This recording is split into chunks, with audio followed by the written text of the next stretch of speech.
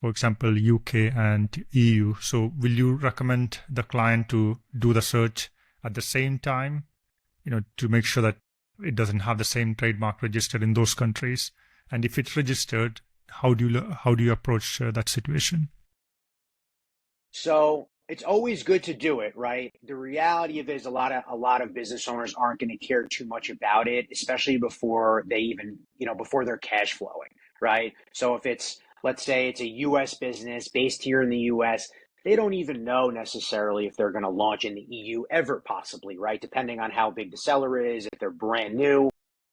So a lot of times, even if we recommend that, they won't really want to spend the time and money about, doing searches in the EU, for example.